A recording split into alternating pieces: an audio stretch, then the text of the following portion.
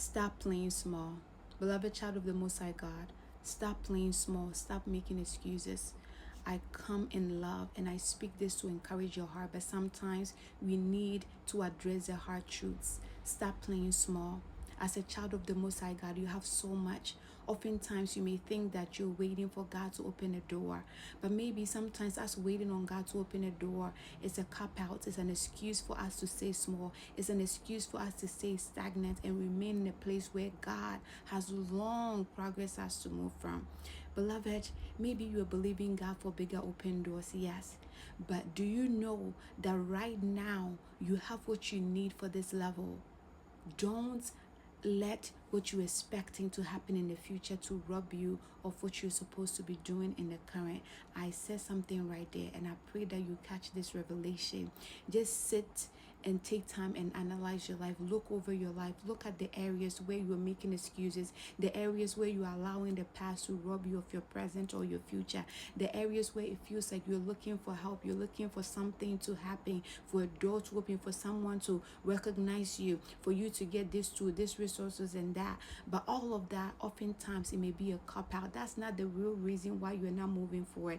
That's not the real reason why you are staying stagnant. Maybe you have to look within. What is that fear that is holding you back? What is that thing that happened in the past that is making you feel like, okay, maybe you are so worried about what people will think. We all have something, an internal thing that oftentimes is going on. You may use exterior, what people will say, what people are doing, what you don't have, what happened in the past. I'm not trivializing any of that, but you have to really take a good look at your life. Sometimes you can allow all of that to get to you and to make you remain stagnant. As a child of the Most High God, regardless of what you have experienced, regardless of what is going on in your life right now, regardless of who did what, regardless, you still have authority. You still have that grace of God upon your life. You still have the backing of God.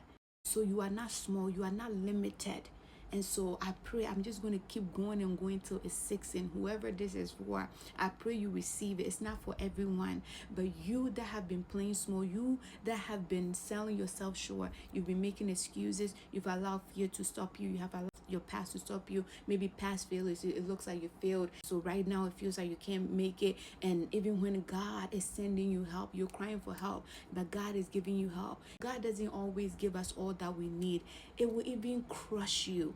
He knows what you need, so step by step he helps you, he leads you. Today he has given you something. What are you doing with what he has given you? Let me take you to the book of 2 Kings chapter 4, the story with Elisha and the widow. When the widow was in debt and cried out to the prophet, he asked her, what is in your house? What do you have in your house? And she was like, just a little jar of oil. She didn't think it was a big deal, but right, that was the little that she has. But God used the prophet, right, to bless it. And there was a miracle where she had to borrow jars from her neighbors and pour and pour and pour until there was no more jars, and she was able to sell them and pay off her debts. God is able to use that thing that you have in your house. It may not be much. So yes, I understand you are waiting for that big door to open. You are waiting for that big opportunity. But I came to remind you and to encourage you that right now, even on this level, God has placed something in your hands. You have something. It may be so small, you may be despising it, but that may be the very thing that God wants to use to bless your life. So it's time for you to take and sit down and figure it out, what that thing is, what that your oil jar of oil is. When we go to the book of Exodus chapter 4 also, right, we see the story of Moses after the burning bush experience, right? The Lord was sending him out. He was scared, and God asked him, what do you have in your hand? And in Moses' case, it was a staff. And again, he despised it. He didn't think it was a big deal. But the Lord took him through a series of miracles where he had to drop his staff and it turned into a snake. He picks it back up, and the Lord says that's a miracle he's going to perform.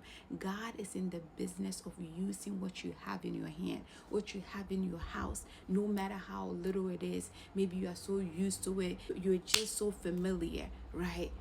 But God is able to do miracles. In the widow's case, it was just a small jar of oil, but it was able to be multiplied and increased to pay off her debt.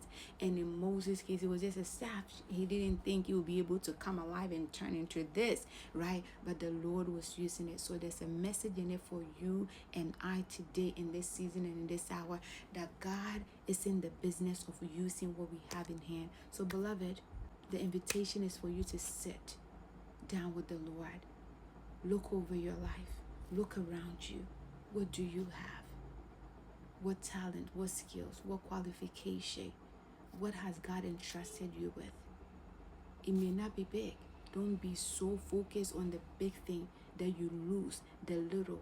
God is in the business of using what seems so little and so common, and it doesn't seem to be a big deal.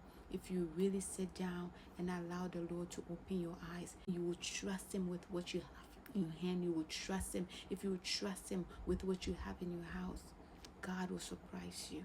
So I encourage you, as I encourage myself, it's time to stop playing small. It's time to stop making excuses. It's time to stop looking to people to come bail you out. They are not coming. You have to trust God, and you have to be willing to step out in faith and use that which the Lord has given you, that which you have in your hand, in your house, and God will multiply it and bless it. So be greatly encouraged and do this exercise and go forth to the glory of God. You are not limited. You are blessed. God bless you, child of the Most High God. Shalom.